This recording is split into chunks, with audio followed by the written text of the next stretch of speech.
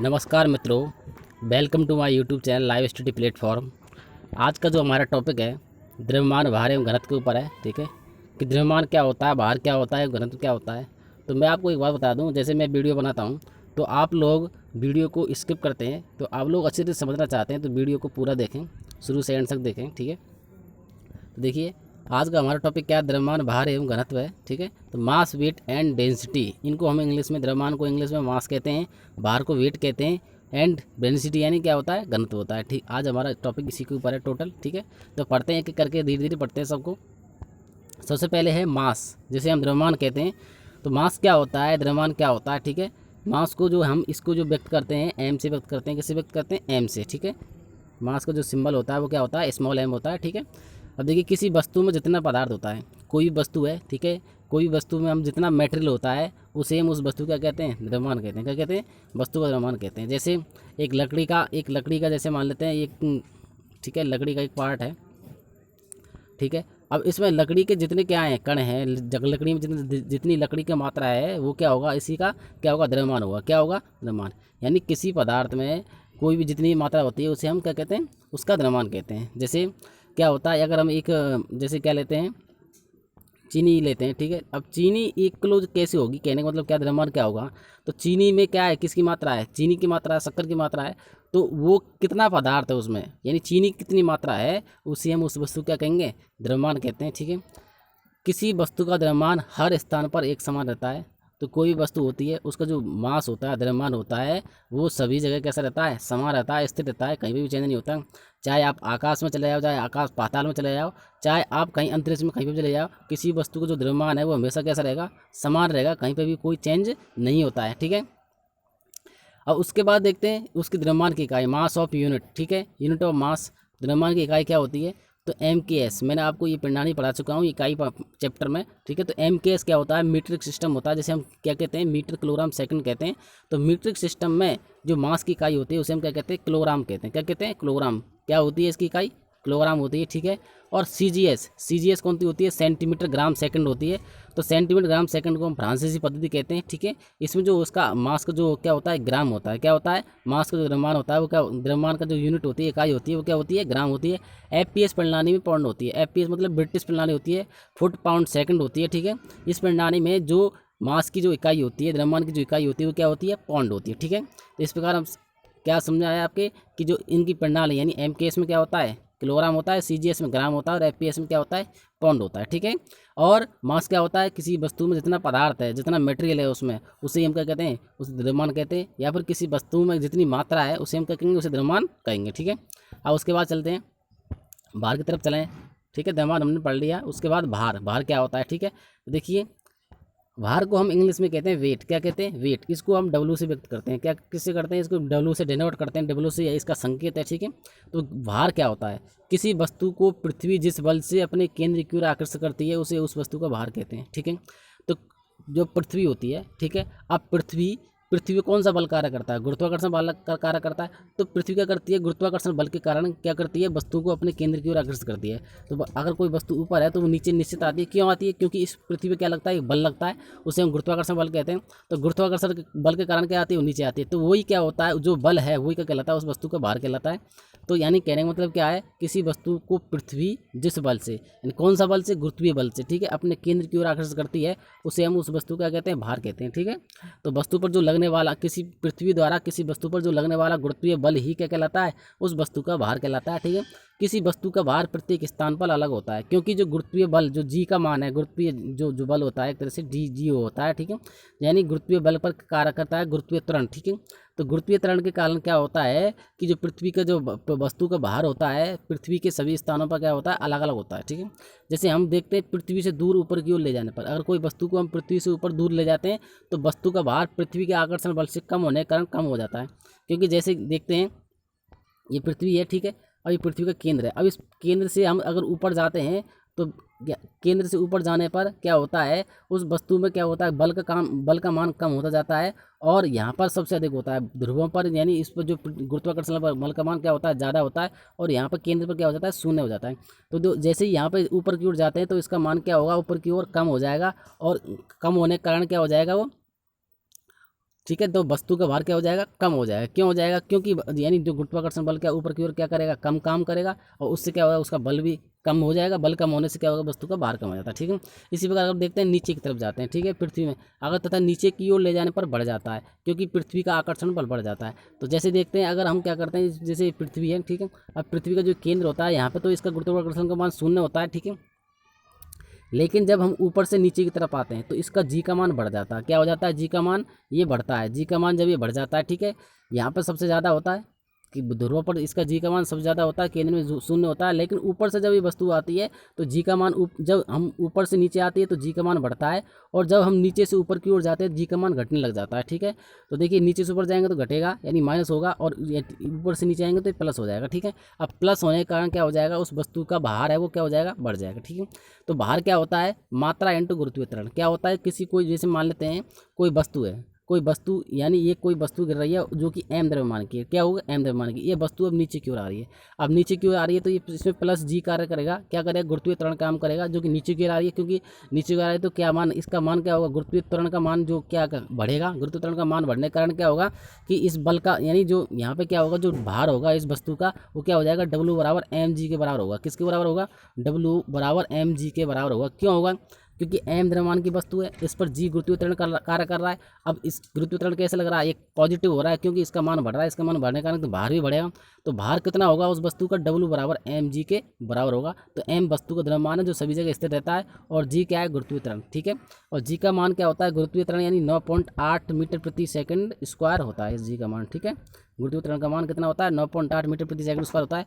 तो देखिए भार क्या होता है, भार बराबर W व्यक्त करते हैं, मात्रा यानी m यानी मास, ठीक है, गुरुत्वीय त्वरण g, ठीक है, W बराबर mg। ये सूत्र बहुत काम आता है किसी वस्तु का भार ज्ञात करने के लिए, W बराबर mg, इस सूत्र को हम, ठीक है, लगाते हैं। तो देखिए आगे चलते हैं, आगे उसके बाद देखते हैं कि वस्तु का यानी जब W क्या है, यहाँ वस्तु का भार है, g गुरुत्वीय त्वरण, और m क्या है, वस्तु का द्रव्यमान होता है। ठीक है। तो W बराबर क्या होता है, mg होता है। ठीक है। तो भार होता है उस वस्तु के द्रव्यमान और गुरुत्वीय त्वरण के गुणनफल के बराबर होता है। ठीक है। अब इसकी जो इकाई होती है वो कौन कौन सी होती है, भार की इकाई। ठीक है। एम केस यानी मैट्रिक पद्धति में जो भार की इकाई होती है वो क्या होती है, न्यूटन होती है। क्या होती है, न्यूटन होती है। बहुत ज़्यादा क्वेश्चन में आता है कभी कभी। ठीक है। तो एम केस प्रणाली में जो भार की इकाई होती है वो क्या होती है, न्यूटन। CGS यानी CGS पद्धति में कौन सी होती है, डायन होती है। जैसे हम फ्रांसीसी पद्धति के उसमें डायन होती है। FPS सिस्टम में इसकी जो इकाई होती है वो पाउंडल होती है। क्या होती है, पाउंडल। ठीक है। तो एम के एस प्रणाली में इसका जो भार का जो मात्रक होता है वो न्यूटन होता है, CGS में डायन होता है, और FPS में क्या होता है, पाउंडल होता है। ठीक है। अब इनमें कुछ संबंध देख लेते हैं हम। इकाइयों, भार की जो इकाइयों में कुछ संबंध होते हैं वो देखिए। MKS और SI में, MKS और SI यहाँ पर पद्धति दी हुई है। तो MKS और SI में इसका जो मात्रक होता है, निरपेक्ष मात्रक होता है, उसे कहते हैं न्यूटन। ठीक है। और इसका जो व्युत्पन्न मात्रक होता है किलोग्राम वेट होता है, 1 किलोग्राम वेट होता है। ठीक है। 1 किलोग्राम वेट जो होता है वो 1 न्यूटन के बराबर होता है। 1 न्यूटन के बराबर होता है। किसके बराबर होता है, 1 न्यूटन के बराबर। 1 किलोग्राम, 1 न्यूटन क्या होगा, 1 किलोग्राम मीटर प्रति सेकंड स्क्वायर। 1 किलोग्राम मीटर प्रति सेकंड स्क्वायर के बराबर होता है। ठीक है। अब जो CGS में क्या होता है, एक डायन होता है, और डायन का मतलब क्या होता है, ग्राम वेट। क्या होते हैं, ग्राम वेट। और 1 ग्राम वेट में 981 क्या होते हैं, डायन होते हैं। कितने होते हैं, 981 डायन होते हैं। ठीक है। तो ये बराबर हो जाएगा ग्राम सेंटीमीटर प्रति सेकंड स्क्वायर। क्या हो जाएगा, ग्राम सेंटीमीटर प्रति सेकंड स्क्वायर हो जाएगा। ठीक है। ग्राम सेंटीमीटर प्रति सेकंड स्क्वायर को क्या कहते हैं, हम डायन कहते हैं। क्या कहते हैं, डायन कहते हैं। ठीक है। और उसके बाद देखते हैं पाउंडल, FPS ब्रिटिश पद्धति में जो पाउंडल होता है। ठीक है। पाउंडल में अब यानी एक ये क्या होता है, LV का मतलब होता है पाउंड वेट। ठीक है, पाउंड वेट। ठीक है। तो पाउंड में कितना होता है, 32.2 पाउंड होता है। कितना होता है, 32.2 पाउंड से होता है। ठीक है। ये जो पाउंड्स होता है क्या होता है, पाउंड इंटू फुट प्रति सेकंड स्क्वायर के बराबर होता है। ठीक है। तो देखिए यहाँ पर जो 1 किलोग्राम मीटर प्रति सेकंड स्क्वायर किसके बराबर होगा, 1 न्यूटन के बराबर होगा। क्या होगा, किलोग्राम मीटर प्रति सेकंड स्क्वायर को क्या कहते हैं, 1 न्यूटन कहते हैं। और ग्राम सेंटीमीटर प्रति सेकंड स्क्वायर को क्या कहते हैं, हम डायन कहते हैं। ठीक है। तो यानी CGS पद्धति में जो ग्राम सेंटीमीटर प्रति सेकंड स्क्वायर कितना होंगे, 981 होंगे। ठीक है। क्या होते हैं, 981 होते हैं। क्योंकि देखिए हम जानते हैं कि जो 1 किलोग्राम जो वेट होता है वो किसके बराबर होता है, यानी 981 के बराबर होता है। कितने बराबर होता है, 981 के बराबर होगा। ठीक है। तो ये यहाँ पे इसलिए 981 यानी डायन में कितना हो जाता है, 981 ये डायन हो जाता है। ठीक है। तो देखिए उसके बाद देखिए अगर पाउंडल में देखें तो 32.2 पाउंड, ये क्या होता है, पाउंड फुट प्रति, यानी पाउंड 1 पाउंड फुट प्रति सेकंड स्क्वायर किसके बराबर होगा, 32.2 पाउंड्स के बराबर होता है। ठीक है, तो इनमें ये संबंध होता है, ये क्वेश्चन में आ जाता है। उसके बाद देखते हैं कि द्रव्यमान है, हमने द्रव्यमान में पढ़ लिया, बाहर पढ़ लिया। उसके बाद उसमें अंतर भी होता है कि अंतर क्या होता है। ठीक है, अब अंतर क्या देखिए, सबसे पहले क्या है द्रव्यमान, ठीक है, उसके बाद भार। ठीक है, अब देखिए द्रव्यमान क्या होता है, किसी वस्तु में जितना पदार्थ होता है उसे हम क्या कहते हैं, उसे उसकी मात्रा या क्या कहते हैं, द्रव्यमान कहते हैं। यहाँ पर द्रव्यमान की परिभाषा यानी किसी वस्तु में जितना मटेरियल है, जितना उसमें पदार्थ है, ठीक है, उसे क्या कहेंगे, उस वस्तु को द्रव्यमान कहते हैं। इसके विपरीत अगर जिस बल से पृथ्वी किसी वस्तु को अपने केंद्र की ओर आकर्षित करती है उसे हम उसको क्या कहते हैं, भार कहते हैं। ठीक है, एक तो अंतर ये हो गया। उसके बाद किसी वस्तु का द्रव्यमान हर जगह एक समान होता है, यानी जो द्रव्यमान होता है वो सभी जगह ब्रह्मांड की प्रत्येक जगह पर क्या होता है, समान रहता है, कोई अंतर नहीं होता। लेकिन किसी वस्तु का भार है बदलता रहता है, क्योंकि जैसे जैसे जी का मान बदलेगा उसी के अनुसार क्या होगा, भार का मान बदल जाता है। क्योंकि एम तो फिक्स रहता है सब जगह, लेकिन क्या होता है यहाँ पर डब्ल्यू बराबर क्या होता है, एम जी होता है। अब यहाँ पर एम तो फिक्स रहेगा, ठीक है, लेकिन जी का मान बदलने के कारण भार का मान सभी जगह बदलता रहता है। ठीक है, वस्तु को द्रव्यमान साधारण तौर से नाप सकते हैं, लेकिन जो वस्तु को द्रव्यमान होता है उसे हम किससे नापते हैं, साधारण तौर से। लेकिन जो भार होता है उसे हम स्प्रिंग तला, ठीक है, जैसे हम कांटा भी कहते हैं, आजकल जो बड़े बड़े कांटे यूज़ करते हैं वो स्प्रिंग तला यूज़ करते हैं उनमें। ठीक है, तो जब वस्तु का जो भार होता है, जो बड़ा ज़्यादा वजन तोलना है तो उसके लिए हम स्प्रिंग तला यूज़ करते हैं, और यानी जो द्रव्यमान तोलना है उसके लिए हम साधारण तला यूज़ करते हैं। ठीक है, अब उसके बाद एक चौथा जो होता है, यानी ये द्रव्यमान की इकाई पाउंड होती है। द्रव्यमान की इकाई ग्राम, पाउंड और किलोग्राम होती है। ठीक है, अलग अलग पद्धतियों में होती है। ठीक है, ग्राम होती है सीजीएस में, पाउंड किस में होती है, एफपीएस में, ब्रिटिश में, और किलोग्राम होती है आपके एमकेएस में। लेकिन जो बाहर की इकाई होती है डाइन, पाउंडल और न्यूटन होती है। एमकेएस में ये होती है एमकेएस या एसआई में, पाउंडल होती है आपकी एफपीएस में, और डाइन होती है आपकी सीजीएस में। ठीक है, उसी प्रकार देखते हैं द्रव्यमान क्या होता है। जब कोई वस्तु द्रव में डूब जाती है तो उसके द्रव्यमान में कोई अंतर नहीं आता। ठीक है, क्योंकि द्रव्यमान सभी जगह समान रहता है, अगर चाहे उसको आप द्रव में डुबो दो चाहे कहीं पटक दो, लेकिन द्रव्यमान में कोई अंतर नहीं आएगा। लेकिन जब कोई वस्तु किसी द्रव में डूब जाती है तो उसके भार में कमी आती है, क्योंकि भार क्या होगा, क्योंकि द्रव में डुबोने पर जी का मान कम हो जाता है, उसी कारण क्या होगा, यहाँ भार कम हो जाता है। ठीक है, ये क्या होते हैं, इनमें मुख्य अंतर होते हैं। उसके बाद पढ़ते हैं घनत्व। हमने द्रव्यमान पढ़ लिया, भार पढ़ लिया, उसके बाद क्या आता है, घनत्व आता है। ठीक है, महत्वपूर्ण है घनत्व, बहुत ज़्यादा क्वेश्चन पूछा जाता है, इसे हम डेंसिटी कहते हैं। देखिए क्या होता है, किसी पदार्थ का घनत्व उसकी मात्रा तथा आयतन के अनुपात कहते हैं। कहने का मतलब क्या है, किसी पदार्थ का जो घनत्व है, द्रव्यमान तथा आयतन, द्रव्यमान और आयतन दोनों का क्या होता है, अनुपात होता है। ठीक है, अर्थात किसी वस्तु के इकाई आयतन की मात्रा को उस वस्तु को क्या कहते हैं, घनत्व कहते हैं। यानी इकाई आयतन पर क्या है, मात्रा। ठीक है, तो कहने मतलब है भार और आयतन। ठीक है, द्रव्यमान बटे आयतन को हम क्या कहते हैं, घनत्व कहते हैं। द्रव्यमान बटे आयतन क्या कहते हैं, घनत्व कहते हैं। घनत्व को हम डी से व्यक्त करते हैं, और भार भार नहीं, यहाँ पे द्रव्यमान है। ठीक है, ये भार नहीं द्रव्यमान होगा, यहाँ पे एम होगा। ठीक है, एम से व्यक्त करते हैं, और वी क्या है यहाँ पर, ये आयतन है। ठीक है, अब इस सूत्र के माध्यम से किसी वस्तु का हम भार ज्ञात करते हैं। क्या ज्ञात करते हैं, भार ज्ञात करते हैं। कैसे ज्ञात करते हैं, उस वस्तु का देखिए आयतन निकाल लेंगे, आयतन में उसके घनत्व का गुणा कर देंगे, घनत्व का गुणा करने पर हमें उसका भार मालूम पड़ जाता है। ठीक है, तो ये सूत्र बहुत ही काम में आ जाता है, इस सूत्र को याद कर लें। ठीक है, द्रव्यमान बराबर उनके घनत्व क्या होता है, भार बटे आयतन होता है, द्रव्यमान बटे आयतन होता है, घनत्व बराबर द्रव्यमान बटे आयतन, इन डी बराबर एम अपॉन वी। ठीक है, अब इसकी इकाई क्या होती है, देखिए, क्योंकि जो भार की यानी द्रव्यमान की जो इकाई होगी और आयतन की इकाई, इन दोनों को अगर जोड़ दें हम उसकी, तो व्युत्पन्न इकाई निकाल सकते हैं किसकी, घनत्व की। तो एम के इस प्रणाली में जो घनत्व की इकाई होती है, क्योंकि जो हम द्रव्यमान को किस में नापते हैं, किलोग्राम में, और आयतन को नापेंगे किसमें एम के एस में, घन मीटर में।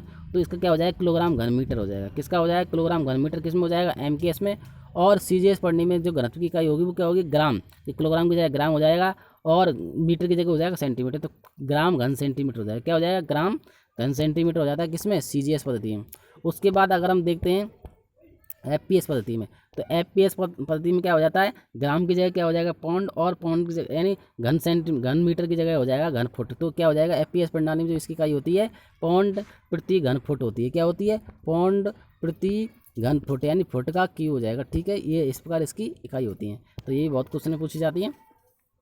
तो एम केस में इकाई क्या होती है इसके, किलोग्राम प्रति घन मीटर, और सीजीएस में होती है ग्राम प्रति घन सेंटीमीटर, और एफपीएस में होती है पाउंड प्रति घन फुट होती है। ठीक है, उसके बाद पढ़ते हैं, देखिए आपेक्षिक घनत्व। घनत्व के बाद क्या आता है, आपेक्षिक घनत्व होता है। आपेक्षिक घनत्व क्या कहते हैं, ठीक है, इसे हम रिलेटिव डेंसिटी कहते हैं, इसे स्पेसिफिक ग्रेविटी भी कहते हैं। क्या कहते हैं, स्पेसिफिक ग्रेविटी, रिलेटिव डेंसिटी भी कहते हैं। ठीक है, आपेक्षिक घनत्व कहते हैं, आपेक्षिक गुरुत्व भी कहते हैं इसको हम। क्या कहते हैं, आपेक्षिक घनत्व और आपेक्षिक, इसको हम गुरुत्व भी कहते हैं। ठीक है, इसके कई नाम है। देखिए क्या होता है, ये किसी वस्तु का घनत्व, कोई भी वस्तु का घनत्व है, ठीक है, तथा 4 डिग्री सेल्सियस में पानी के घनत्व के अनुपात को क्या कहते हैं, उस वस्तु का सापेक्ष घनत्व कहते हैं। तो कहने का मतलब क्या है, किसी वस्तु का घनत्व कितना है और उसकी तुलना किससे कर रहे हैं हम, 4 डिग्री सेल्सियस से पानी के घनत्व से तुलना करते हैं। ठीक है, तुलना करने पर जो अनुपात होता है, यानी किसी वस्तु का घनत्व तथा 4 डिग्री सेल्सियस पानी के घनत्व के अनुपात को हम क्या कहते हैं, उस वस्तु का आपेक्षिक घनत्व कहते हैं। इसे हम आपेक्षिक गुरुत्व या विशिष्ट घनत्व भी कहते हैं। इसे आपेक्षिक यानी स्पेसिफिक ग्रेविटी, ठीक है, और विशिष्ट घनत्व भी कहते हैं। ये दो राशियों का अनुपात होता है, क्योंकि ऊपर भी घनत्व होता है और नीचे भी घनत्व होता है, दो राशियों का अनुपात है, इसलिए इसकी कोई क्या है, इकाई नहीं होती, इसकी कोई इकाई नहीं होती। तो ये क्वेश्चन बहुत पूछा जाता है कि जो आपेक्षिक घनत्व है, आपेक्षिक गुरुत्व है, इसकी जो इकाई क्या होती है, तो इसकी इकाई कुछ भी नहीं होती है, ठीक है। तो देखिए, यानी इसका सूत्र क्या है, आपेक्षिक घनत्व बराबर क्या होता है, किसी वस्तु का घनत्व बटे 4 डिग्री सेल्सियस पर पानी का घनत्व। सूत्र क्या है इसका, आपेक्षिक घनत्व बराबर वस्तु का घनत्व बटे 4 डिग्री सेल्सियस पर पानी का घनत्व, इसका ये सूत्र होता है, ठीक है। उसके बाद नेक्स्ट सूत्र देखते हैं, आपेक्षिक घनत्व बराबर क्या होता है, किसी वस्तु के आयतन की मात्रा, यानी ये घनत्व का सूत्र दे दिया, किसका घनत्व, घनत्व बराबर क्या होता है, आयतन मात्रा बटे आयतन होता है, द्रव्यमान बटे आयतन होता है। उसी प्रकार 4 डिग्री सेल्सियस पर क्या होता है, पानी के उसी आयतन की मात्रा। कहने मतलब क्या है, आपेक्षिक घनत्व बराबर क्या होगा कि वस्तु के किसी आयतन की मात्रा, ठीक है, और 4 डिग्री सेल्सियस पानी के आयतन की मात्रा। इन अब इसको हम बराबर कर सकते हैं, इन किसी वस्तु घनत्व बटे 4 डिग्री सेल्सियस पानी का घनत्व है, ठीक है। तो आपेक्षिक घनत्व क्या बताता है, एक पदार्थ दूसरे पदार्थ से कितना भारी है या हल्का, ये आपेक्षिक घनत्व बताता है, ठीक है। आपेक्षिक घनत्व क्या बताता है, एक पदार्थ दूसरे पदार्थ से कितना भारी है या हल्का, इसके बारे में बताता है। जैसे हम पानी से तुलना करते हैं किसी वस्तु की, तो देखिए जैसे अगर हम एल्युमिनियम देखते हैं, एल्युमिनियम क्या होता है, 2.7 होता है इसका घनत्व, क्या होता है, 2.7 होता है, और पानी कितना होता है, 1। तो यानी जो एल्युमिनियम वो पानी से कितना गुना भारी है, 2.7 गुना भारी है। कितना गुना भारी है, 2.7 गुना भारी। जैसे तांबा होता है 8.9 होता है, कितना होता है, 8.9 होता है। तो इस प्रकार हमने जाना कि जो पानी से कितना 8.9 गुना भारी होता है। ये क्या बताता है, तो आपेक्षिक घनत्व क्या बताता है, किसी वस्तु के दूसरे पदार्थ से क्या बताता है, कितना भारी है, वो कितना हल्का है, एक दूसरे की तुलना करके बताता है, ठीक है। पानी का MKS प्रणाली में आपेक्षिक घनत्व कितना होता है, 1000 किलोग्राम प्रति घन मीटर होता है। क्या होता है, 1 किलोग्राम प्रति घन मीटर होता है। यानी MKS प्रणाली, ये क्वेश्चन पूछा जाता है कि पानी के जो MKS प्रणाली बैटरिक पद्धति में आपेक्षिक घनत्व कितना होता है, 1000 किलोग्राम घन मीटर होता है, प्रति घन मीटर होता है। तथा CGS में यही पूछा जाता है, CGS यानी फ्रांसीसी पद्धति में 1 ग्राम यानी ग्राम घन सेंटीमीटर होता है। 1 ग्राम प्रति घन सेंटीमीटर, यानी ये प्रति का चिन्ह लगा हुआ है, प्रति घन सेंटीमीटर होता है, ठीक है। तो पारे का जो आपेक्षिक घनत्व होता है वो कितना होता है, 13.6 होता है। कितना होता है, पारे का जो आपेक्षिक घनत्व होता है वो कितना होता है, 13.6 होता है। लेकिन हम जानते हैं कि यहाँ पर जो ये किलोग्राम प्रति घन मीटर, ये क्या है, घनत्व है। क्या है, ये घनत्व और आपेक्षिक घनत्व कोई अंतर नहीं है, क्योंकि ठीक है, क्योंकि इसे पानी से तुलना करते हैं तो 1 का भाग देते हैं तो वही रहता है, ठीक है। तो कहने का मतलब क्या हुआ कि जो आपेक्षिक घनत्व या घनत्व कितना होता है पानी का, आपेक्षिक घनत्व या घनत्व, ठीक है, कितना होगा, 1000 होगा, ये किसमें, MKS में, और CGS में 1 ग्राम प्रति घन सेंटीमीटर होगा, और पारे का आपेक्षिक घनत्व कितना होता है, 13.6 होता है, ठीक है। तो अब देखिए हम क्या करते हैं, घनत्व और आपेक्षिक घनत्व में क्या अंतर होता है वो देखते हैं, ठीक है। किसी वस्तु के इकाई आयतन की मात्रा क्या कहते हैं, उस वस्तु का घनत्व कहते हैं। घनत्व क्या होता है, द्रव्यमान बटे आयतन को हम क्या कहते हैं, M/V को क्या कहते हैं, हम घनत्व कहते हैं, ठीक है, D कहते हैं, ठीक है। और किसी वस्तु के घनत्व तथा 4 डिग्री सेल्सियस पर घनत्व के अनुपात को पानी घनत्व का अनुपात क्या कहते हैं, आपेक्षिक घनत्व कहते हैं। तो पहला तो अंतर ये हो गया, विभिन्न इकाइयों में इसका मान भिन्न भिन्न होता है, लेकिन जो घनत्व का मान होता है विभिन्न इकाइयों में भिन्न भिन्न होता है, अलग अलग होता है, ठीक है। विभिन्न इकाइयों में इसका मान समान होता है परंतु इकाई नहीं होती, ठीक है। लेकिन जो आपेक्षिक गुरुत्व होता है, इसका मान क्या होता है, समान होता है, लेकिन परंतु इसकी क्या होती है, इकाई नहीं होती। इसकी तो इकाई होती है लेकिन इसकी कोई इकाई नहीं होती है, ठीक है। इसकी इकाई किलोग्राम घन मीटर प्रति घन मीटर, ग्राम प्रति घन सेंटीमीटर और पाउंड प्रति घन फुट होती है। यह एक अनुपात होता है, इसलिए इसकी कोई इकाई नहीं होती, एक अंतर ही हो गया, ठीक है। घनत्व क्या होता है, मात्रा बटे आयतन, द्रव्यमान बटे आयतन होता है, ठीक है। तो विशिष्ट गुरुत्व होता है जो आपेक्षिक गुरुत्व होता है। आपेक्षिक घनत्व क्या होता है, वस्तु घनत्व बटे 4 डिग्री सेल्सियस पानी का घनत्व, इसका ये सूत्र होता है। इनमें ये मुख्य अंतर होते हैं, ठीक है। उसके बाद देखते हैं कि जो हमने आपेक्षिक घनत्व पढ़ा था, आपेक्षिक घनत्व और घनत्व, ठीक है। क्योंकि जो घनत्व, आपेक्षिक घनत्व की तो इकाई नहीं होती, उसके साथ कोई इकाई नहीं लगाते, लेकिन जो घनत्व होता है उसकी इकाई होती है, ठीक है। तो आपेक्षिक घनत्व और घनत्व में जो मान में कोई अंतर नहीं होता है, ठीक है, क्योंकि हम 4 डिग्री सेल्सियस पानी की तुलना करते हैं सभी वस्तुओं की। तो देखिए जो कॉर्क होता है, ठीक है, ये यहाँ पर जो घनत्व दे रखा है वो किलोग्राम प्रति सेंटीमीटर क्यूब में दे रखा है। कितने में दे रखा है, किलोग्राम प्रति सेंटीमीटर क्यूब में दे रखा है। तो जो कॉर्क का जो होता है आपेक्षिक घनत्व कितना होता है, आपेक्षिक घनत्व या घनत्व एक ही बात है, ठीक है, क्योंकि दोनों का घनत्व क्या होती है, आपेक्षिक घनत्व इकाई नहीं होती है, लेकिन घनत्व क्या होती है, इकाई। तो घनत्व की तो ये इकाई दे दी है, और आपेक्षिक घनत्व यानी इसको हटा दें तो आपेक्षिक घनत्व का मान आ जाएगा, ठीक है। तो कॉर्क कितना होता है, 0.24 होता है। लकड़ी का होता है 0.74, स्प्रिट का होता है 0.83, मिट्टी का तेल का होता है 0.86, तारपीन का तेल का होता है 0.87, और बर्फ़ का होता है 0.911, ठीक है।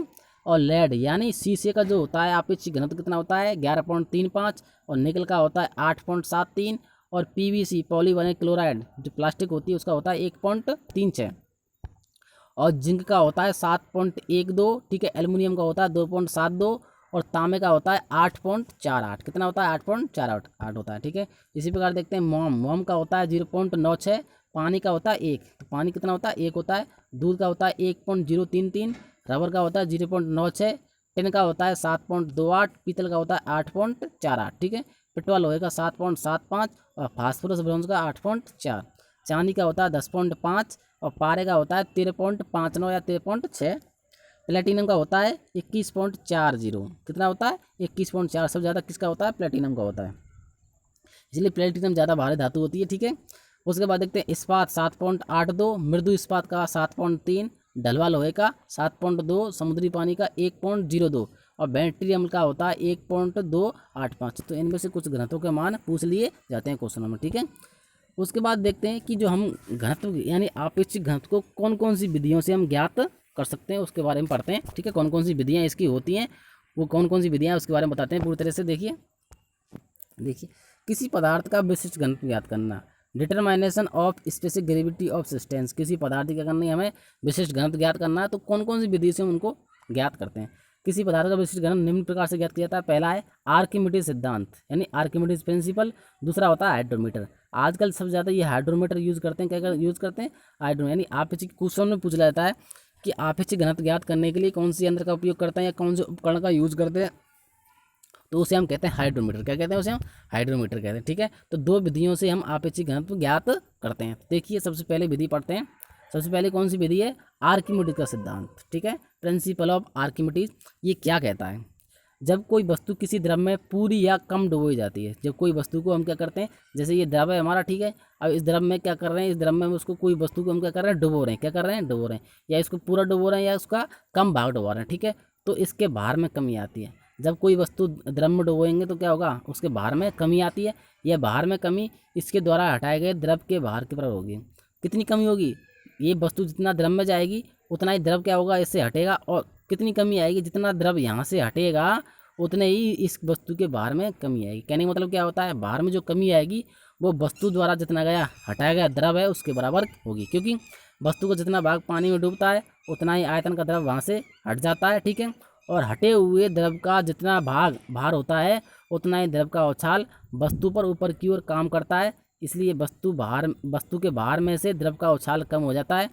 इसे हम आर्किमिडीज का सिद्धांत कहते हैं। आर्किमिडीज सिद्धांत क्या कहता है, कहने मतलब ये है कि कोई वस्तु है, ठीक है। अब कोई वस्तु को इस द्रव में डुबो रहे हैं, क्या कर रहे हैं हम इस द्रव में डुबो रहे हैं एक तरह से, ठीक है। इस द्रव में अगर हम उसको डुबोएंगे तो क्या होगा, डुबोने से ये वस्तु हमने यहाँ डुबोई, ठीक है, ये वस्तु हम डुबो रहे हैं। अब वस्तु में डुबोएंगे तो जो यहाँ से डुबोने में जो इसका द्रव है वो यहाँ से हटेगा, और द्रव क्या होगा इस पर द्रव पे ऊपर की ओर उछाल कार्य करेगा। अभी कितना कार्य करेगा, जितना वस्तु का भार में कमी होगी, कितनी भार में कमी होगी, तो भार में कमी कितनी आएगी, जितना यहाँ से वस्तु का द्रव्यमान जो यानी द्रव होता है, जो भी तरल पदार्थ होता है वो यहाँ से हटेगा, उसके बराबर इसमें भार में कमी आएगी, ठीक है। ये आर्किमिडीज का सिद्धांत होता है, ठीक है। अब आर्किमिडीज के सिद्धांत के बाद आर्किमिडीज सिद्धांत पर कार्य करता है प्लवन का सिद्धांत। किसका काम, प्लवन का सिद्धांत आर्किमिडीज के सिद्धांत के अनुसार ही कार्य करता है कि प्लवन का सिद्धांत क्या होता है, ठीक है। तो आगे पढ़ते हैं प्लवन का सिद्धांत, ठीक है। तो प्लवन का सिद्धांत क्या होता है, देखिए जब कोई वस्तु किसी द्रव में तैरती है, कोई वस्तु है वो द्रव में तैर रही है तो अपने भार के बराबर द्रव हटाती है, तो आर्किमिडीज सिद्धांत ये कहता ही है, ठीक है। इस प्रकार हटे हुए द्रव का उछाल वस्तु पर ऊपर की ओर कार्य करता है। आर्किमिडीज के सिद्धांत के अनुसार हटाए गए द्रव का भार ऊपर की ओर उछाल के बराबर होता है। इसकी तीन संभावनाएं हो सकती हैं, कितनी हो सकती हैं इसकी तीन संभावनाएं। यानी प्लवन का सिद्धांत क्या होता है कि ये आर्किमिडीज के सिद्धांत के अनुसार ही कार्य करता है, लेकिन इसने तीन कंडीशन दी। क्या दी, तीन कंडीशन। कहने का मतलब जब कोई वस्तु क्या होगी किसी द्रव में डुबोएगी तो उसके जो भार में कमी होगी वो किसके बराबर होगी, उसके हटाए गए द्रव के भार के बराबर होगी, ठीक है। लेकिन इसकी कंडीशन तीन हो सकती हैं। क्या हो सकती हैं, तीन कंडीशन है। अब तीन कंडीशन में देखते हैं। पहली कंडीशन क्या है, माना किसी वस्तु का भार W1 ग्राम है, कोई वस्तु का भार कितना है W1 ग्राम है, ठीक है। और वस्तु द्वारा हटाए गए द्रव का भार क्या है W2 ग्राम है, कितना है W2। तो वस्तु का द्रव में भार कितना होगा W1 माइनस W2। तो कहने का मतलब होता है जब वस्तु के जो भार में कमी कितनी होगी, वस्तु का भार कितना है W1 है, ठीक है। अब जैसे ही उसमें कितना पानी हटाया उसने W1 W2 क्या है बस द्रव हटाए गए द्रव का भार है, तो यानी इसने इतना हटाया, तो कमी कितनी आई, पहले कितना था W1, अब कमी कितनी आएगी W2, यानी इसमें से घटा देंगे, इतनी भार में कमी आएगी, तो कितनी कमी आएगी W1 माइनस W2। पहले कितना था W1 था, लेकिन जैसे ही पानी में डुबोया तो उसके भार में कमी कितनी आएगी, W2 के बराबर होगी। ठीक है, W2 के बराबर, यानी W2 कितना काम भार कम करेगा, वो W2 करेगा। ठीक है, W2 क्यों कम करेगा, कि उतना द्रव उसने वहाँ से हटाया है। ठीक है, तो जो भार में कमी आएगी वो कितनी आएगी, इन दोनों के अंतर के बराबर होगी। ठीक है, तो ये देखिए कैसे होता है, अगर W1 माइनस W2 जीरो है, क्या है, W1 माइनस W2 क्या है, जीरो, तो दो जीरो होगा तो W1 बराबर W2 होगा, यानी जो वस्तु का भार होगा वो उछाल वस्तु द्वारा, यानी जो वस्तु का जो भार होगा किसके बराबर होगा, वो पानी के उछाल के बराबर होगा। तो पानी के जब उछाल के बराबर होगा, जैसे कोई वस्तु है, अब जो यहाँ पे क्या लग रहा है, ये कि बल लग रहा है, क्या लग रहा है, ये बल लग रहा है, ये वस्तु है। ठीक है, अब क्या हुआ, इसमें ये W1 वस्तु का भार है और ये W2 इसका उछाल है। अब ये दोनों क्या है, आपस में बराबर हैं। जब दोनों आपस में बराबर होंगे तो वस्तु क्या होगी, ऊपर तैरती रहेगी। कैसी रहेगी, ऊपर पानी के ऊपर ये तैरती रहेगी, डूबती हुई तैरती रहेगी। ठीक है, तो कहने का मतलब पहली कंडीशन क्या है, अगर W1 माइनस W2 बराबर जीरो हो जाए तो W बराबर क्या हो जाएगा, W1 बराबर W2 हो जाएगा। अतः वस्तु का भार ऊपर की ओर उछाल के बराबर हो जाता है। ठीक है, तो जब दोनों बराबर हो जाएंगे तो वस्तु द्रव में डूबती हुई क्या होगी, तैरेगी। ठीक है, ये क्या होता है, पहला होता है, पहला सिद्धांत होता है। उसके बाद दूसरा क्या होता है, जब W2 बड़ा है W1 से, मतलब क्या है, जब W2 का मतलब क्या है, पानी का जो उछाल है वो क्या होगा, यानी वस्तु के भार से क्या है, ज़्यादा है। अब पानी का जब उछाल ज़्यादा होगा तो वस्तु ऊपर की ओर रहेगी। ठीक है, तो W2 बराबर W1 से अधिक है, तो ऊपर की ओर उछाल वस्तु के भार से क्या हो जाएगा, अधिक हो जाएगा। अतः वस्तु ऊपर की ओर तब तक उठती जाएगी जब तक कि डूबी हुई भाग द्वारा हटाए गए द्रव का भार वस्तु के भाग के बराबर नहीं हो जाता है। तो कहने का मतलब है, अगर जो टू उछाल है वो क्या ज़्यादा है, किससे, वस्तु के भार से, तो क्या है वो जब तक क्या होगी, ऊपर की ओर उछलती रहेगी जब तक कि वो दोनों क्या हो जाएंगे, यानी वस्तु के भार यानी दोनों बराबर नहीं हो जाते, जब तक ये क्या होगी, उछलती रहेगी वस्तु। ठीक है, उसके बाद तीसरी स्थिति क्या है, अगर W1 बड़ा है W2 से, कहने का मतलब है जब वस्तु का भार किससे ज़्यादा है, उछाल से ज़्यादा होगा, तो वस्तु क्या होगी, पानी में डूब जाएगी। क्योंकि जब वस्तु का भार ज़्यादा है, किससे, उछाल से ज़्यादा है, यानी उस बल से ज़्यादा है, तो वस्तु क्या हो जाएगी, डूब जाएगी। अगर W1 बड़ा है W2 से, तो W1 W2 से अधिक है, तो वस्तु का भार ऊपर की ओर उछाल से अधिक हो जाएगा और इसलिए वस्तु द्रव में क्या हो जाएगी, डूब जाएगी। तो ये इसकी तीन कंडीशन होती हैं पिलवन के सिद्धांत की। ठीक है, जो कि आर्किमिडीज सिद्धांत के अनुसार ही कार्य करती हैं। देखिए हमने देखा ये वस्तु है। ठीक है, ये वस्तु का भार है, ये नीचे की ओर कार्य करेगा और ये द्रव का जो उछाल है वो ऊपर की ओर कार्य करेगा। तो ये तो नीचे की ओर कार्य करेगा, लेकिन ये उछाल कहाँ करेगा, ऊपर की ओर कार्य करेगा। तो इसकी तीन कंडीशन होती है कि W1 बराबर W2। ठीक है, और उसके बाद W1 बड़ा है W2 से। ठीक है, और तीसरी कंडीशन है W2 बड़ा है W1 से। ठीक है, तो इस कंडीशन में क्या होगी, वस्तु तैरेगी। क्या होगी, इस कंडीशन में वस्तु क्या होगी, तैरेगी। ठीक है, डूबती हुई तैरेगी पहली कंडीशन में। लेकिन जब W1 बड़ा है यानी वस्तु का भार बड़ा है तो वस्तु डूबेगी। क्या होगी, वस्तु डूबेगी। लेकिन तीसरी स्थिति क्या है, जब उछाल बराबर है तो ये क्या होगी, उछलती रहेगी जब तक ये दोनों बराबर नहीं हो जाते। तो ये पिलवन का सिद्धांत होता है। ठीक है, उसके बाद चलते हैं उत्प्लावकता क्या होती है, बायोनॉन्सी क्या होती है। ठीक है, जब कोई ठोस किसी द्रव में डुबो जाता है, जब कोई ठोस क्या करते हैं हम, जब किसी ठोस को द्रव में डुबोते हैं तो उसके द्वारा अनुभव किया गया ऊपर की ओर उछाल का संयुक्त परिणाम उत्प्लावकता कहलाता है। उत्प्लावकता क्या होता है, जब हम कोई वस्तु को, ये वस्तु है यानी द्रव में डुबो रहे हैं किसी वस्तु को। ठीक है, अब जब वस्तु को, ठोस वस्तु को द्रव में डुबो रहे हैं तो इसके द्वारा जो ऊपर की जो उछाल कार्य करेगा उसका जो संयुक्त परिणाम होगा वो क्या कहलाएगा, उत्प्लावकता कहलाता है। क्या कहलाता है, उत्प्लावकता कहलाता है। यानी इन दोनों में जो कॉम्बिनेशन होगा, किसमें, वस्तु के भार में और ऊपर की उछाल के जो बल में, इन दोनों में क्या होगा, एक कॉम्बिनेशन होगा। उस कॉम्बिनेशन को इनका कहते हैं उत्प्लावकता कहते हैं। ठीक है, उसके बाद आता है प्लवंत की सेंटर ऑफ फ्लोटेशन। जब कोई वस्तु किसी द्रव में डुबोई जाती है तो इसके द्वारा हटाए गए द्रव का भार ऊपर की ओर उछाल के बराबर होता है। ठीक है, हम जानते हैं कि आर्किमिडीज सिद्धांत के अनुसार कि जब कोई वस्तु द्रव में डुबोते हैं तो उस पर एक बल कार्य करता है ऊपर की ओर, जो कि उस वस्तु के क्या होता है, हटाए गए द्रव के भार के बराबर होता है। ठीक है, यह उछाल हटाए गए द्रव के गुरुत्व केंद्र पर ऊपर की ओर लंबवत कार्य करता है। यही केंद्र प्लवन का केंद्र कहलाता है। क्या कहलाता है, प्लवन का केंद्र कहलाता है। यही जो उछाल होता है हटाए गए द्रव के गुरुत्व केंद्र के ऊपर की ओर होता है। यानी जब कोई वस्तु है, जैसे कोई वस्तु का, जैसे ये यहाँ पर गुरुत्व केंद्र है, क्या होता है, ये गुरुत्व केंद्र ठीक है। अब गुरुत्व केंद्र के ऊपर ये क्या करता है, गुरुत्व केंद्र जब यहाँ पर है, किसी वस्तु का जब गुरुत्व केंद्र कहाँ है, यहाँ पर है, ठीक है। इसके ऊपर क्या होता है, एक प्लवन केंद्र होता है, ठीक है, जो कि लंबवत यानी गुरुत्व केंद्र के ऊपर लंबवत कार्य करता है, उसे हम क्या कहते हैं, प्लवन केंद्र हम कहते हैं, ठीक है। उसके बाद आता है पास्कल्स नियम, बहुत बार पूछ लिया जाता है पास्कल्स लॉ क्या होता है, ठीक है। तो देखिए, प्रत्येक द्रव सभी दिशा में बराबर दाब डालता है। कोई भी द्रव होता है, एक पात्र में द्रव भरा हुआ है, ठीक है, तो क्या होगा, ये द्रव होता है, इसकी दीवारों पर क्या होता है, बराबर दाब लगाता है। यदि किसी बेलनाकार बर्तन में द्रव भरा जाए और एक ही ऊंचाई पर बराबर आकार के कुछ छिद्र विभिन्न दिशाओं में कर दिए जाएं, तो बर्तन से निकलने वाले द्रव की धाराएं समान दाब वाली होंगी। तो देखिए, कहने का मतलब क्या होगा, इसका सिद्धांत ये होगा, ये कोई पात्र है, ठीक है, एक बेलनाकार, अब यहाँ ये इस प्रकार, यहाँ पर, ठीक है, ये इस प्रकार। अब यहाँ पे क्या है, हमने एक ये छिद्र बना दिए, क्या बना दिए, यहाँ पे इस प्रकार हमने ये छिद्र बना दिए, ठीक है, छिद्र बना दिए। अब यहाँ से हम एक प्रेशर से, क्या, यहाँ से अगर हम क्या कर रहे हैं, एक प्रेशर से यहाँ से दाब डाल रहे हैं।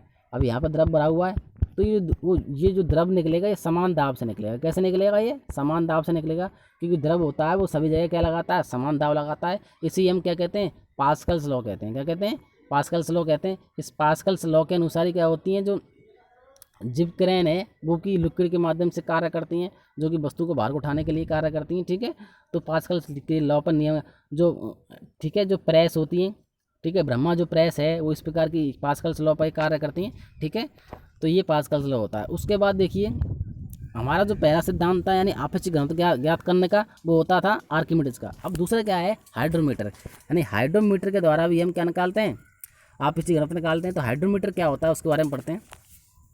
यह ठोस और द्रव को आपेक्षिक घनत्व निकालने में काम आता है।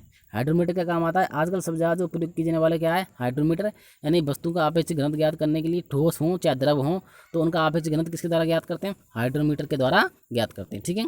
यह प्लवन के सिद्धांत पर कार्य करता है। प्लवन के सिद्धांत की तीन कंडीशन थी ना, ठीक है, W1 बराबर W2, ठीक है, और W1 बड़ा है W2 से, और W2 बड़ा है W1 से, ये तीन कंडीशन हमने पढ़ ली थी, ठीक है। तो ये सिद्धांत जो किस पे, अभी क्वेश्चन पूछ लिया जाता है कि जो हाइड्रोमीटर है वो किस सिद्धांत पर कार्य करता है, प्लवन के सिद्धांत पर कार्य करता है, ठीक है।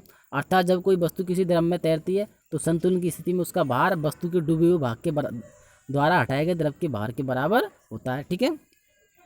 हाइड्रोमीटर के प्रकार, हाइड्रोमीटर दो प्रकार का होता है, निकल्सन हाइड्रोमीटर और परिवर्ती इमर्सन हाइड्रोमीटर होता है, ठीक है।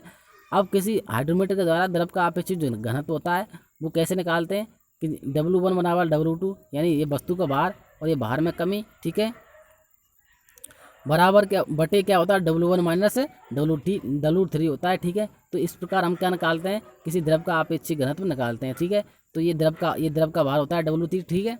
उसके बाद देखिए, निकल्सन हाइड्रोमीटर, क्या, निकल्सन हाइड्रोमीटर क्या होता है, इस हाइड्रोमीटर में एक खोखला सिलेंडर होता है। क्या होता है, ये खोखला सिलेंडर होता है। सिलेंडर के निचले भाग में धातु का खोखला शंकु जुड़ा होता है। तो निकल्सन हाइड्रोमीटर कैसा होता है, देखिए इस प्रकार होता है।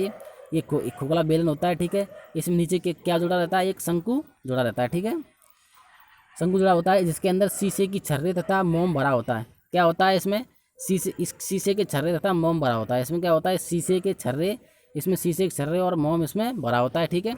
उसके बाद क्या होता है, जिससे यदि द्रव में डालें तो सीधा ही डूबा रहे। सिलेंडर के ऊपरी भाग पर एक पतली छड़ के सिरे पर डिस्क जुड़ी होती है। ऊपर क्या होता है, इस पर एक सिलेंडर के सिरे पर क्या होती है, एक डिस्क जुड़ी रहती है, ठीक है। और अब क्या है, इसके बाद इस छड़ पर एक चिन्ह लगा होता है तथा आपेक्षिक घनत्व ज्ञात करते समय हाइड्रोमीटर द्रव में सदैव इसी चिन्ह तक डुबोया जाता है। देखिए, तो क्या होता है, यानी इस चिन्ह से अधिक डूबने की स्थिति में यह आपेक्षिक घनत्व निकालने में काम नहीं आता। यानी चिन्ह तक अगर कोई वस्तु डूब रही है तो वहाँ तक तो हम आपेक्षिक घनत्व निकाल सकते हैं, लेकिन ये चिन्ह से अधिक डूब रही है तो वस्तु उसका आपेक्षिक घनत्व इस विधि से हम, यानी निकल्सन हाइड्रोमीटर से हम नहीं निकाल सकते, ठीक है। तो ये क्या होता है, ये खोखला का बेलनाकार क्या होता है, एक पात्र होता है, इसमें नीचे एक शंकु होता है, इसमें शीशे के छर्रे होते हैं, ठीक है। ये छड़ जड़ी रहती है, छड़, और ये डिस्क लगी रहती है। अगर इसमें क्या होता है, यहाँ तक ये अगर वस्तु यहाँ तक डूब रही है किसी एक बिंदु तक, तो ही वहाँ तक हम क्या निकाल सकते हैं, आपेक्षिक घनत्व निकाल सकते हैं। अगर उस बिंदु से नीचे तक डूब रही है तो उसका आपेक्षिक घनत्व हम नहीं निकाल सकते इस विधि से, ठीक है। तो उसके बाद आता है इसका नेक्स्ट आता है परिवर्ती इमर्सन हाइड्रोमीटर द्वारा आपेक्षिक घनत्व ज्ञात करना। दूसरा कौन सा है, पहला था आपका, ठीक है, निकल्सन हाइड्रोमीटर, दूसरा है परिवर्ती। यह द्रवों का आपेक्षिक घनत्व ज्ञात करने के लिए प्रयोग में लिया जाता है। जो परिवर्ती इमर्शन हाइड्रोमीटर है वो किसका उपयोग किया जाता है, यानी द्रवों का अपेक्षित घनत्व निकालने के लिए हम इस हाइड्रोमीटर का यूज करते हैं। इस विधि से हाइड्रोमीटर पर भार नहीं रखा जाता, परंतु भिन्न द्रवों में तैरने से ये अलग अलग चिन्हों तक डूबता है। ठीक है, निकलसन हाइड्रोमीटर की तरह नहीं होता है, लेकिन ये क्या होता है, ये अलग अलग चिन्हों पर भी क्या होता है, ये विभिन्न द्रवों में तैरने से अलग अलग चिन्हों तक क्या होता है, ये डूबता है। व्यवहारिक रूप से ये यंत्र अधिक उपयोगी है। ये क्या होता है, ये इमर्शन हाइड्रोमीटर क्या होता है, सबसे ज़्यादा उपयोगी होता है। ठीक है, क्योंकि द्रव में तैरते ही यह द्रव का अपेक्षित घनत्व बता देता है। ठीक है, यह हाइड्रोमीटर कांच की नली का बना होता है। किसका बना होता है, कांच की नली का होता है। इसमें कांच का खोखला सिलेंडर होता है। क्या होता है, इसमें कांच का खोखला सिलेंडर होता है, जिसके ऊपरी सिरे पर अपेक्षाकृत कम व्यास वाली नली जुड़ी रहती है। तो ये इस प्रकार होता है, ये कांच होता है, परिवर्ती इमर्शन हाइड्रोमीटर होता है। इसमें कांच की नली ऊपर यानी कम व्यास की जुड़ी रहती है ये वाली। ठीक है, और निचले सिरे पर अपेक्षाकृत खोखला जो गोला होता है, इसमें शीशे के छर्रे अथवा पारा भरा होता है ताकि द्रव में सीधा डूबा रहे। पतली नली पर पैमाना बना होता है जो अपेक्षित घनत्व का सीधा मान बताता है। द्रव में तैरने पर यह यंत्र जिस चिन्ह पर डूबता है वही द्रव का अपेक्षित घनत्व सीधा मान बताता है। द्रव में तैरने पर यंत्र जिस चिन्ह तक डूबता है यह क्या होता है, अपेक्षित घनत्व इसका होता है। तो देखिए कैसे होता है, ये कांच की नली होती है। ठीक है, यहाँ पर थोड़ा ब्याज ज़्यादा होता है, यहाँ कम ब्याज होता है। यहाँ पर इसमें क्या होता है, इसके मान लगे रहते हैं। ठीक है, और यहाँ पे क्या होता है, शीशे के छर्रे और ये पारा भरा होता है। ये सीधा ये डूब जाता है, सीधा यहाँ से डूब जाता है। जब डूब जाता है जिस चिन्ह तक इसका ये डूब रहा है वहीं इसका क्या होता है, इसका अपेक्षित घनत्व होता है। चिन्ह जहाँ तक डूबेगा वहीं इसका क्या होगा, अपेक्षित घनत्व होगा। इस प्रकार हम अपेक्षित घनत्व इससे सीधे निकाल सकते हैं। किससे, परिवर्ती इमर्शन हाइड्रोमीटर के द्वारा द्रव्यों का अपेक्षित घनत्व सीधे ही निकाल सकते हैं। ठीक है, उसके बाद देखते हैं परिवर्ती इमर्शन हाइड्रोमीटर दो प्रकार के होते हैं। कितने प्रकार के होते हैं, ये दो प्रकार के होते हैं। एक तो बीम हाइड्रोमीटर होता है और दूसरा होता है ट्यूबनल हाइड्रोमीटर। ठीक है, तो बीम हाइड्रोमीटर का काम आता है, यह पानी से हल्के द्रव्यों का अपेक्षित घनत्व, ऐसे पदार्थ जो कि कैसे हैं, पानी से हल्के हैं, तो पानी से जो हल्के हैं उनका अपेक्षित घनत्व ज्ञात करने के लिए हम किसका उपयोग करते हैं, यानी बीम हाइड्रोमीटर का हम उपयोग करते हैं। ठीक है, ये परिवर्ती इमर्शन हाइड्रोमीटर का प्रकार है। तो बीम हाइड्रोमीटर का प्रयोग कहाँ करते हैं, पानी से हल्के द्रव्यों का अपेक्षित घनत्व ज्ञात करने के लिए हम बीम हाइड्रोमीटर का उपयोग करते हैं। जैसे पानी से हल्का क्या है, एल्कोहल और पेट्रोल, यानी एल्कोहल और पेट्रोल का अपेक्षित घनत्व ज्ञात करना है, तो उसके लिए हम बीम हाइड्रोमीटर का उपयोग करेंगे। उसके बाद देखा ट्यूबनल हाइड्रोमीटर। ट्यूबनल हाइड्रोमीटर क्या होता है, देखिए यह पानी से भारी द्रव्यों का, जो पानी से भारी द्रव हैं, ठीक है, उनका अपेक्षित घनत्व बताता है। यह दुग्ध मापी, शर्करा मापी और इस प्रकार के हाइड्रोमीटर का प्रतिरूप होते हैं। यानी इलेक्ट्रोमीटर और सेक्रोमीटर होता है, यानी दूध मापी यानी दूध की शुद्धता मापने वाला, ठीक है, और शर्करा मापी मापने वाला, उन प्रकार का यह होता है प्रतिरूप होता है। ठीक है, जो कि पानी से भारी होते हैं। दूध पानी से भारी है, शर्करा पानी से भारी है।